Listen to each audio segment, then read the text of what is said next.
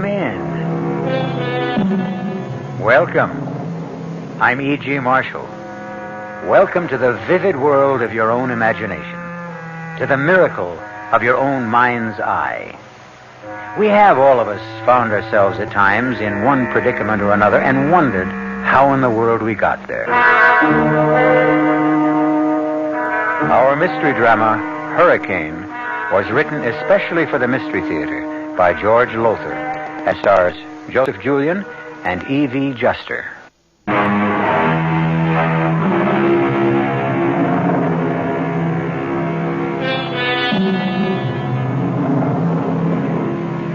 Imagine yourself now in a beach house on the eastern shore of Florida. It's a wild and isolated part of the shore. And right now, the savage wind and rain of a hurricane are bludgeoning the house. In the living room, two men are playing Scrabble by the light of a kerosene lamp. One of them is quite young, in his 20s. His left eye is badly bruised, half closed. The other man is old, in his mid-30s, perhaps. He is wearing a shoulder holster with a .38 caliber revolver in it. Turn the radio on, Ronnie. Let's get the latest on the hurricane. Ronnie. Yeah? Don't get any fancy ideas. Don't make any sudden moves. What ideas? What moves? You could put a bullet in me before I got halfway to the door. And don't think I wouldn't. Some hours since Hurricane Donna roared out of the Atlantic, heading north by northwest up the Florida East Coast. Winds up to 90 miles per hour have already been clocked at the Weather Bureau station in Miami, which warns that they are expected to reach a velocity of 110 miles per hour. I told you, no sudden moves. Get away from that window. I thought I heard a car.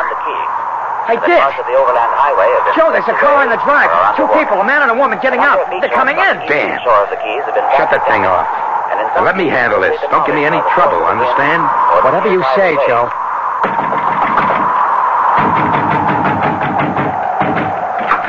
Yeah? We're sorry to trouble you, but will you let us in, please? I'm sorry, lady. The overland highway's underwater up ahead. We can't go on. We can't go back. You've got to take us in. There's a beach house about a half a mile. There was. It's been washed away. Oh. Look, you can't turn us away. Not in this. All right, come in. Thank you. Thank you. I'm Martin Halliday. This is my wife, Fran. And you? Joe Carrington. And I'm Ronnie Prentice. You may have heard of my father. All right, they don't want your life history. Pleasure meeting you. Say, that's quite a black eye you've got. Yeah, We went down to the dock to secure our boat. Ronnie slipped. Oh, that's too bad. I can't help noticing, Mr. Carrington, your gun. What about it?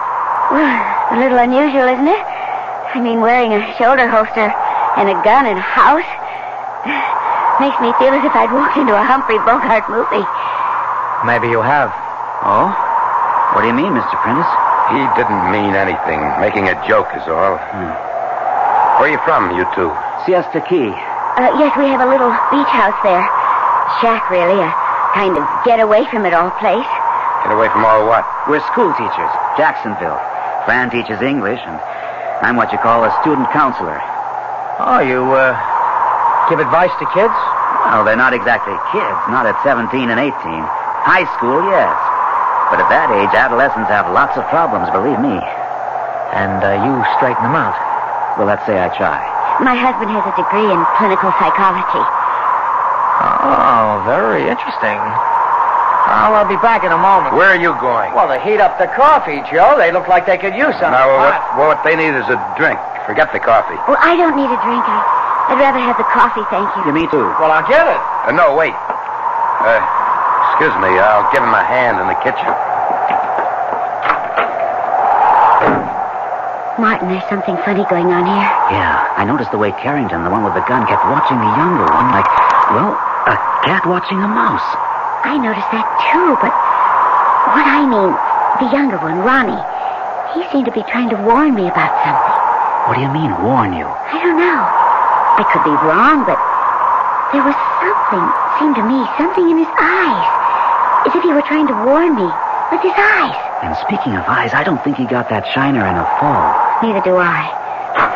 I'll come and get it. Hot and steaming. Oh, I can use a cup of that. Thank you. Thank you very much. Here we are. There's cream and sugar. You can help yourself. Oh, thank you. How do you take yours, Mr. Prentice? Black. And it's Ronnie.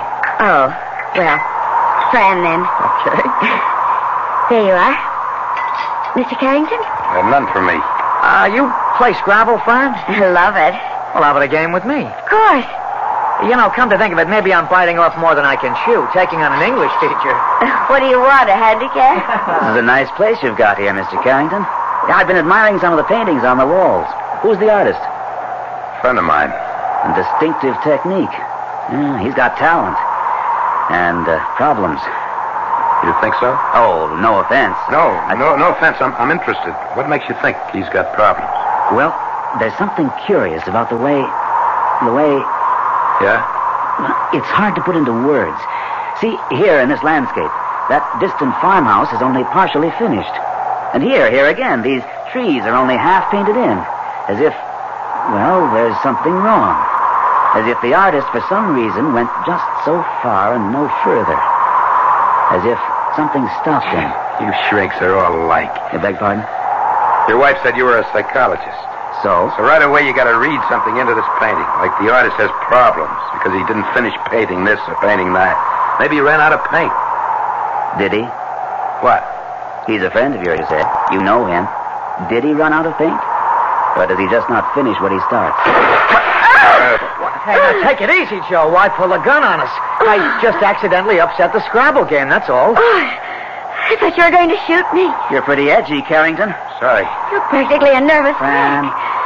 But all that happened was Ronnie upset the Scrabble game. I said I was sorry. Here, let me help you pick up the pieces. Then maybe we could all sit down and play. How about it, Mr. Halliday? Sure, help pass the time. Yeah, you count me out. I'm going to lie down for a while. A few minutes ago you wanted to play. Well, I don't now. Nonsense. You like Scrabble. Not when I'm up against an English teacher. She was beating the socks off me. We'll all play. Now sit down, Ronnie. I'm sleepy, Joe. I'm going to catch a nap. It looks like we'll have to play three-handed. Yeah. As soon as I get back. I won't be a minute. Martin, that boy's in trouble. Where'd you get that idea? He didn't upset the Scrabble game accidentally. He did it deliberately. After he spelled out the words, help me. Help me? Yes. I looked at the words then at him, and he looked in Carrington's direction. Martin, that boy's in danger. Maybe we are, too.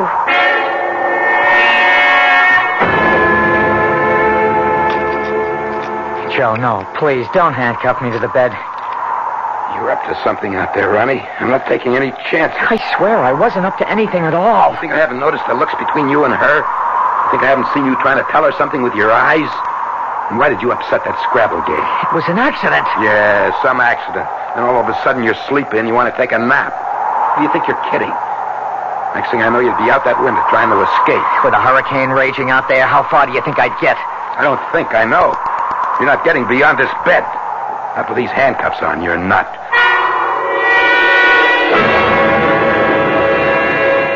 We've got to do something. Fran, I warn you again. Don't rush into something you'll be sorry for. But we've got to help that boy. For all we know, we've got to help ourselves. Martin, he's got a gun, and he's... More coffee before we start playing? No, thank you. Change your mind about a drink, Halliday? Why, yes, I think I will. And on second thought, I'll change mine about the coffee. Help yourself. Scotch, bourbon, rye, what'll it be? What? Oh, bourbon, thanks. Coffee's cold.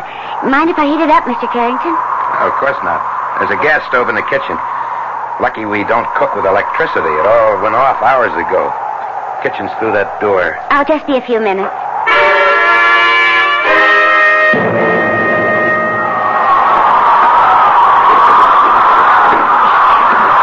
Hey, what the... Keep your voice down, Ron. Fran, you're soaked to the skin, drenched. I pretended I wanted to heat up the coffee, but I really wanted to get to you. I went out the kitchen door and came around to this window. Ronnie, what's the trouble? He's holding me for ransom. Ransom? He wants $100,000. $100,000? My father is Garrett Prentice, the millionaire. Oh, I've heard of him, yes. Joe Carrington, if that's his name, phoned my father yesterday. The money is on the way, but what worries me is I'm sure Carrington's going to kill me once he gets it. But if he gets the ransom money... I don't think it'll make any difference.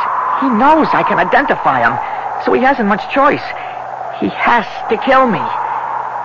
You and your husband, too. Yes. We could identify him. You've got to do something. We've got to do something. But what? That's the question, Ronnie. What? Your wife, she's taking her own sweet time about heating that coffee. Oh, here she is now. Where you been? Your clothes are soaking wet. How did it happen, Fran? While the coffee was heating, I went to the kitchen door and opened it. What for? Well, to see what it was like out there. The wind caught the door and yanked it open. I went out to try to close it and... You're lying. What have you been up to? I haven't been up to anything. You went out the kitchen door and around back, didn't you? You made your way to the bedroom. No, I swear I didn't. Well, I'll soon find out. I'll go see. Fran, have you gone crazy? You hit him with that candlestick. You knocked him cold. Get his gun and the key to the handcuffs out of his pocket. Handcuffs? Ronnie's handcuffed to the bed in there. Good Lord. Here, take the gun while I hunt for the key. Not this pocket. Yeah, here. Keep him covered, Fran. I'll release Ronnie. Mr. Halliday. It's okay, Ronnie. I don't know what this is all about yet, but I'll soon have these cuffs off you. Oh. Carrington's out cold. There. Oh, good. Where's his gun? My wife's got it. Keeping Carrington covered. Come on. He's still out, huh? Yes, All right, I'll take the gun, Fran. yes. Here, I don't want it. I don't even like the feel of it. Where's my husband? Well, still in the bedroom, I guess. What in the world is he doing in... Martin? Martin, what are you doing in there? Coming. I stopped to have a closer look at this. Well, what is it? It was hanging on the wall. In his bedroom. But what is it? A straitjacket, Fran. A straitjacket? Ronnie, what would a straitjacket be doing in your... Oh, my God. That's right, Fran. You see, I'm insane. Joe used that straitjacket to keep me quiet when I got violent. Really violent. But he won't be using it on me anymore. Not anymore. Thanks to you.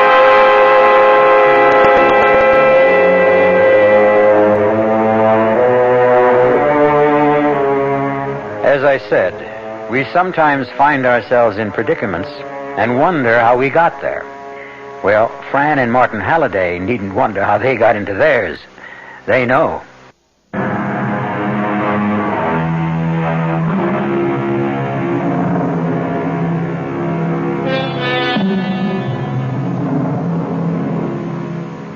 There are those who say we cannot escape what the fates have ordained shall be our future. Others contend that we create our own destinies, masters of our fate, captains of our soul, and all that. I don't know. Seems to me there's such a thing as luck, good and bad. And as Fran and Martin Halliday stare into the barrel of a gun held by Ronnie Prentice, I'd say they're just victims of circumstance. Wouldn't you? Joe uses a straitjacket on you when you become violent? He did. But as I just told you, he won't anymore. Thanks to you, dear impulsive Fran Halliday. Carrington's coming around. I'll see if I can help him. Leave him. He could be seriously hurt. Let's hope so. My head. Ronnie, how did you get that gun? She gave it to me after she took it away from you. Oh, lady, you made a big mistake. He told me you'd kidnapped him. We're holding him for ransom. And you swallowed that? I'm afraid I did. Well, don't blame yourself too much. Ronnie's conned smarter people than you. Thank you. Thanks very much. Oh, no, you shouldn't have said that, Joe. You've offended her. She's an obvious narcissus type. You should have realized that. As you did. Well, of course. That's why I went after her sympathy instead of his. I knew she'd be a pushover. Well, quite the amateur psychologist. Amateur? Hell of a lot better psychologist than you are, Halliday. I'm not wasting my life as a kid counselor. And what's that supposed to mean? Ronnie, give me the gun. Oh, you gotta be kidding. Oh, Ronnie. One more step, Joe, and I'll kill you. No. Not me. Not after all these years. How many, Joe? I've lost count. 19. In 4 months and 27 days. Oh, that's a long time. You never know how long. The gnawing tooth of time. Well, it's over now, Joe. End of the line and no transfer. No transfer for you either if you kill me. I'll put you in the asylum, Ron. Not me. Too clever. Well, would you all like a drink, or is the situation sufficiently intoxicating? Dear Fran? No, thank you. Halliday? Not me. How about you, dear brother Joe? Dear, dedicated, generous, self-sacrificing, martyrish brother. Dear, gentle, understanding, all-suffering keeper! Hit me just once again, Ron. And what? Skip it. I'm going over to the bar to make myself a drink. Now, all of you stay right where you are. Don't move. Not an inch. I said not an inch. Oh, I was only going to sit down in this chair and... Oh, my jaw. I'll do more than kill you with this gun if you disobey me again. Now, don't move. Not an inch. Martin. Oh, Martin, I'm sorry. It's not your fault. Are you sure you don't want a drink? Anyone? It's your last chance, you know. Well, suit yourselves. And now, who's first? You, Halliday? Yeah, why not you? Just one bullet through the head. Painless. So don't be afraid. Ron, don't do it. Are you afraid, Halliday? I don't think so. No. Not afraid of death? How come? Oh, I don't know. I guess if you believe in God, and I do, I guess you... Well, you can't be very much afraid of anything, really. Well, many people who believe in God are afraid to die, wouldn't you say? No. I don't see how they could be afraid if they did. Oh, provocative speculation. Give me the gun, Ron. Oh, you're afraid, aren't you? When I point the gun at you like this and you don't know whether I'm going to pull the trigger or not, you are afraid, aren't you, Joe? I certainly don't want to die. Yet you believe in God. Maybe I do and maybe I don't. You do. You told me you did. I remember a long time ago, you told me that you did. You did. Okay, I did. Now you're trying to confuse me. He does it all the time. He keeps making me think I got things twisted, all mixed up, that I'm not thinking straight, that I'm crazy. Now, don't start that with me, Joe. Now, I'm warning you, don't start. All right, Ron. And then don't take that tone either. You know I can't stand that tone. Ron. I will not be treated like a child in a tantrum. I will not, Joe. I will not. Then why don't you stop behaving like one? Halliday, don't cross him. Why not? Go ahead, Halliday. Cross me. Say anything you like to me, anything, and see what happens. You won't?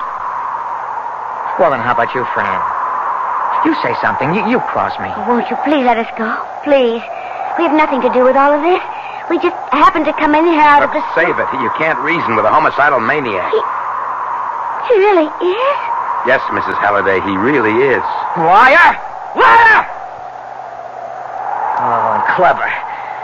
Oh, yeah, clever. But not as clever as I am. You see, he wants my father's money, all for himself. There's enough for both, more than enough. When my father goes to that great hunt club in the sky. Yeah, marvelous huntsman, my father. Red coat, breeches, top hat, the whole bit. Ta-ta-ta-ta-ta-ta-ta, hunting we will go. And all fall down and go smash. Smash! But not for him. Oh, never smash for him. For me. For me. What do you mean, smash for you? Would you like to know? Would you really be interested? I would, yes. No, we never tell about it, do we, Joe? Never have, never will. What would father's friends say? Garrett Prentice fathered a maniac? That's what they'd say.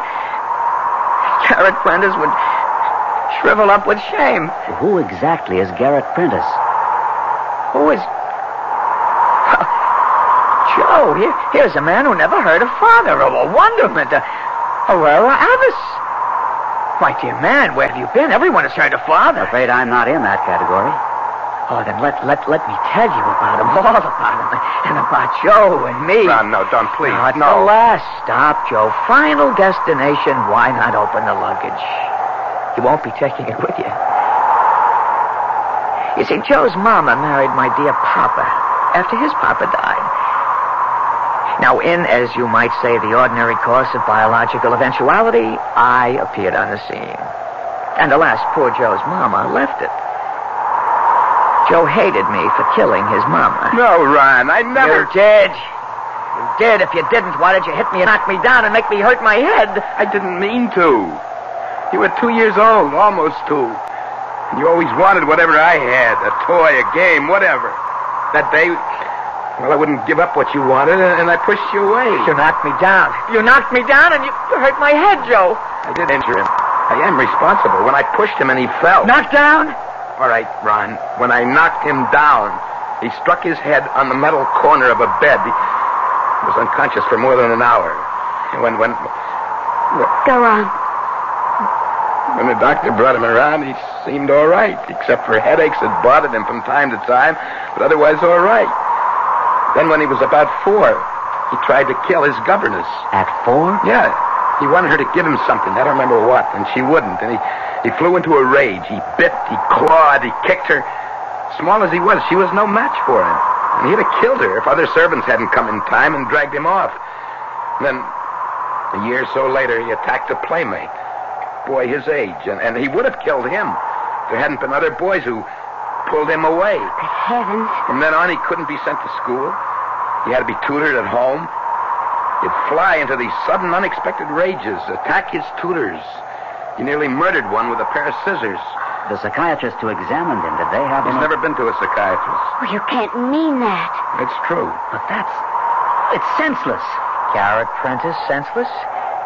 Wealthy financier, handsome playboy, beloved darling of the jet set, senseless? Oh, no. Heartless, yes. Oh, God, yes, heartless. He couldn't bear the shame, the notoriety of others knowing. But, Carrington, Joe, you can't mean that all these years you've taken care of him alone. It was my fault. So you took on the burden of... Wouldn't you? You've dedicated your entire life to him. Oh, it isn't as bad as you make it sound. Most of the time, he's rational enough. Our lives are quite ordinary, except I have to keep watching for the signs, the symptoms that warn me that another attack is coming on. I try to give him as much freedom as I can. Still, I do have to keep an eye on him. And you know I hate being watched. If you only know how it feels to have someone's eyes glued on you all the... Why are you looking at me like that, Halliday? Like what? As if you're studying me. I don't know what you mean. Yes, you do. Answer me. Answer me or I'll put a hole in your head. No! Take that gun away from his temple! Easy, Fran, easy. All right. I have been studying you. Why? There's something... I can't put my finger on it, but something... I've known kids, well, young men and women, really, high school seniors who seem rational at times. It's only the calm before the storm, Halliday. It's one of those symptoms that I mentioned. The silence before the volcano erupts, eh, Joe? Something like that. And then? Boom! I erupt. Well, better to do that than to hold it in and let it eat you alive inside like most people. Like you, Halliday. Me? Nothing's eating me. Liar. You're all but eaten up with bitterness, frustration. You couldn't be more off base, believe me. Am I? Ask her. Ask Fran. She knows. Am I right, Fran? Well, answer him, Fran. He's right. You see? Oh, come on, Fran. He is right, Martin. You know it. I know it. We just never talk about it, that's all. Talk about what? Nothing. Forget it. No. You just said that he's right. That I am eaten alive inside with frustrations, regrets. You are? Darling, you know you are. You never mention it because... Well, because you're you. Good Lord, Fran. Are you talking about what happened at State College? Is there anything else we don't talk about since it happened? What's in heaven's name, Fran? That was 12 years ago. It makes no sense. Doesn't it? Oh, Martin. Dear, darling Martin. Doesn't it? You know, maybe it does. Maybe it does at that. If all these years you've been thinking that because I never talked, thinking you ruined my life. I did. You know I did. Ruined it? Fran, dearest, you made it. How could you have lived with me all these years and not know that Oh, what a fool I've been. You? Yes, me, a so-called psychologist, not knowing you'd feel guilty, that you'd... But, Martin, you've kept silent about it all these years. Kept silent? Nothing. I haven't kept silent. I just haven't talked to you about it because I scarcely ever think about it. And when I do, I'm glad it happened. You're just saying that. I'm not saying anything. I'm telling you the truth. Too late. Too late? Just too late. Because I'm sick of all this talk. The time has come to erupt. To strike. And I think... No, I'm sure. I'll strike at you first, dear friend. Oh, yes. I'll kill you first.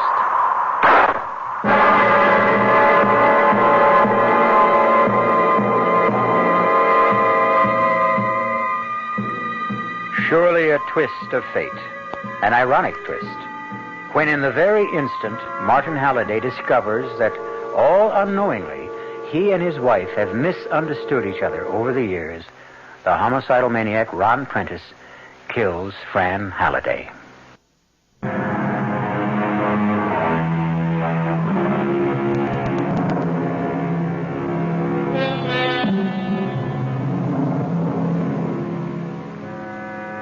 Remarkable, isn't it, that no matter how intimately our lives are bound up with another's, we never really know what he's like underneath, what he truly thinks, truly feels.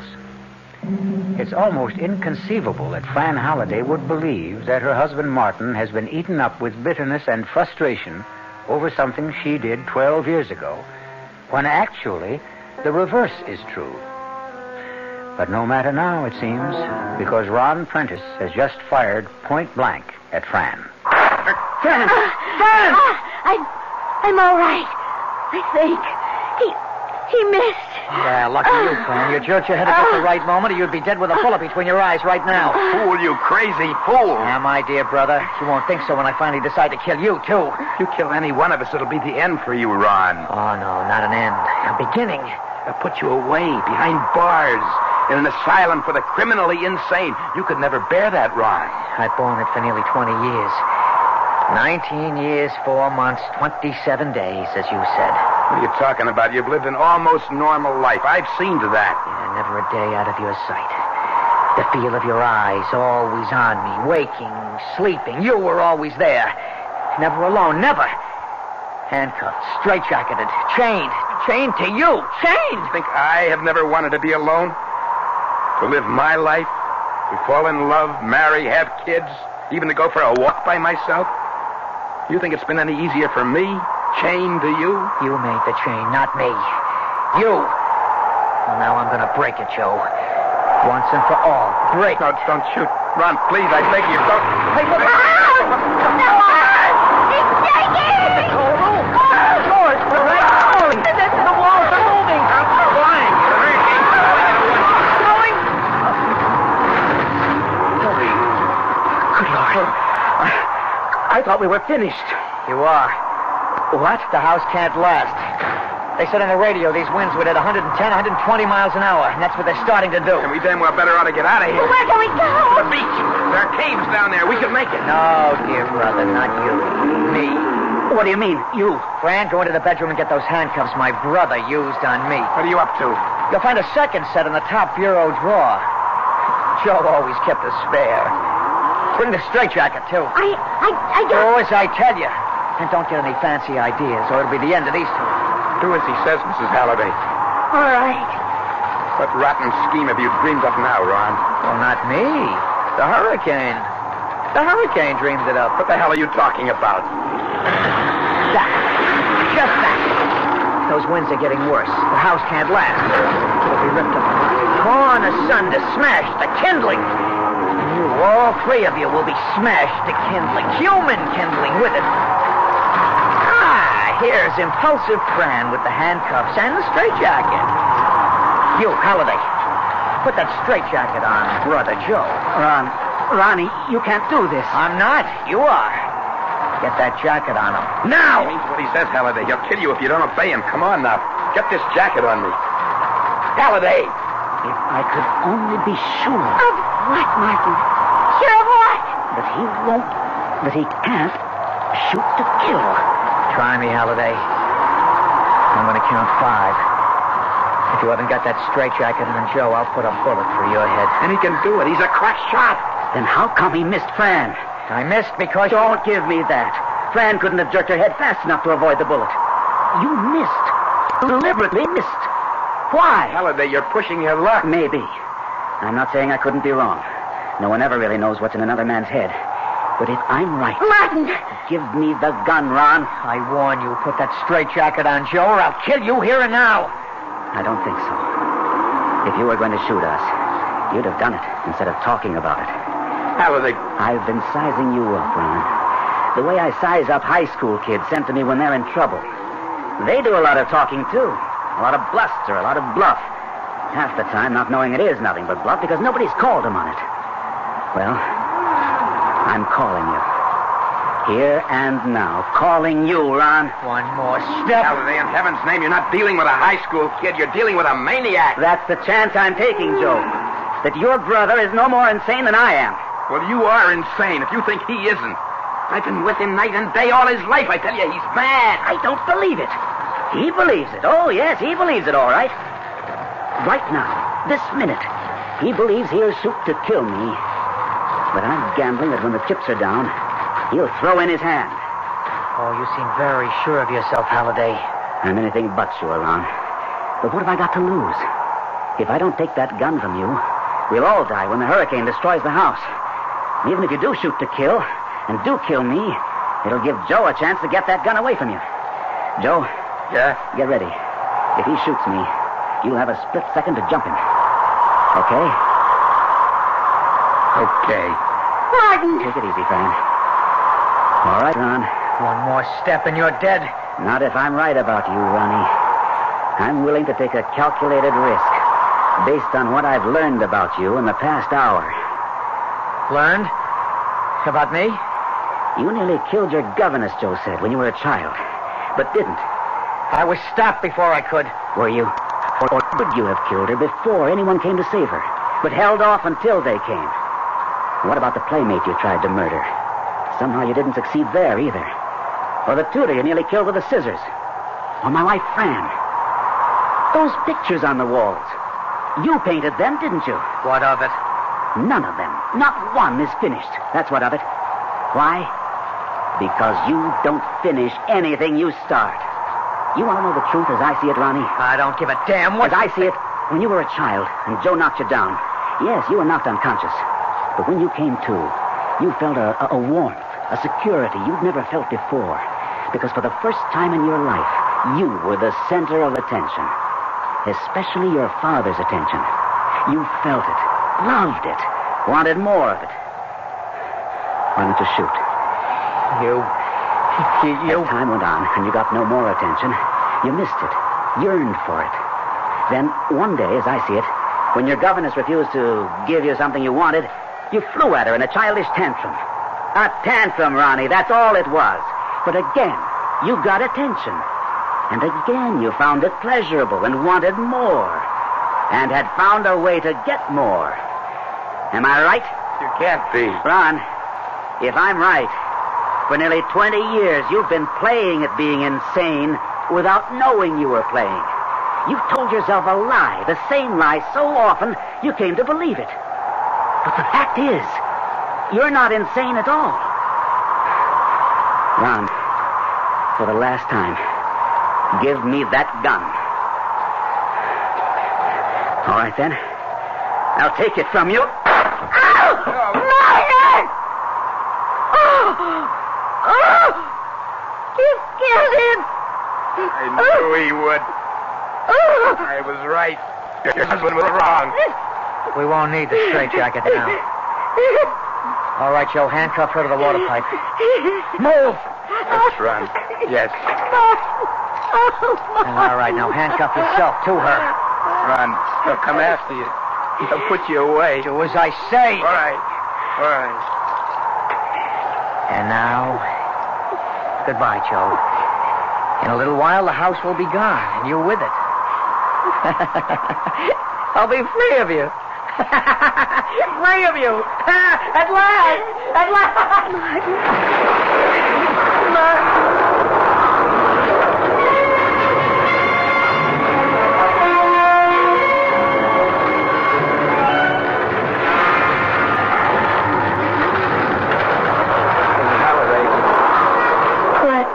Miss Halliday?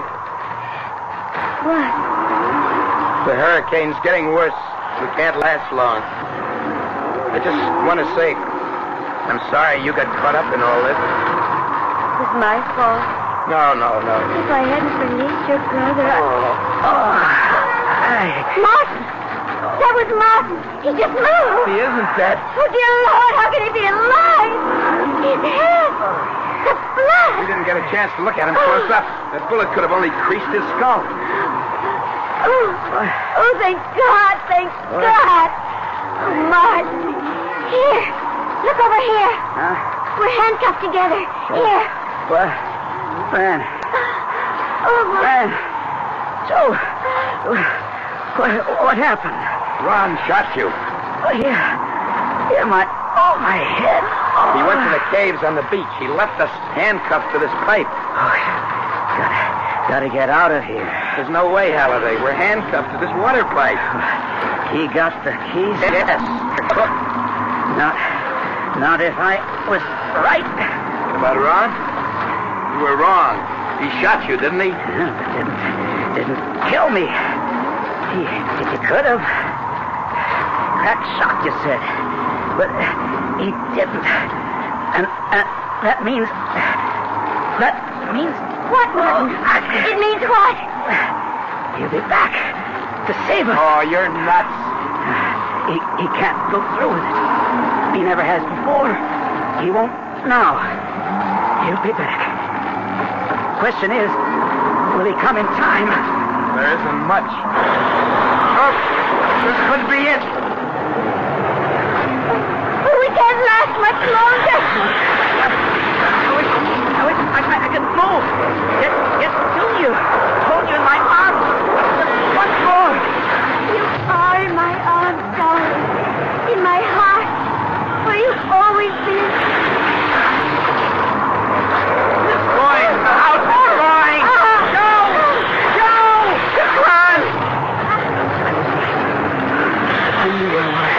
I knew it. I can't do it.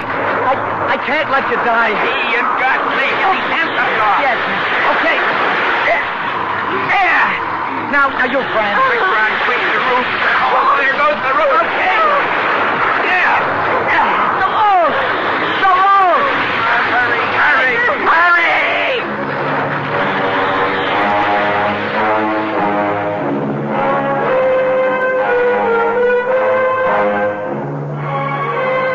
They escaped.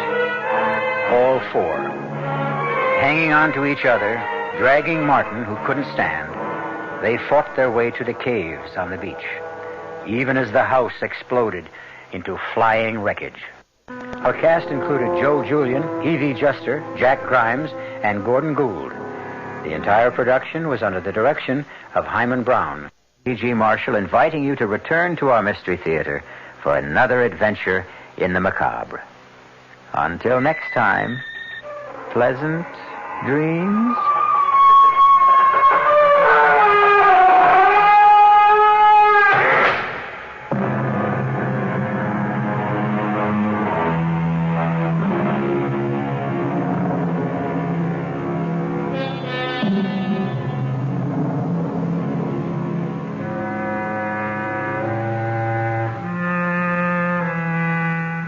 The WR Mystery Theater program is furnished by the CBS.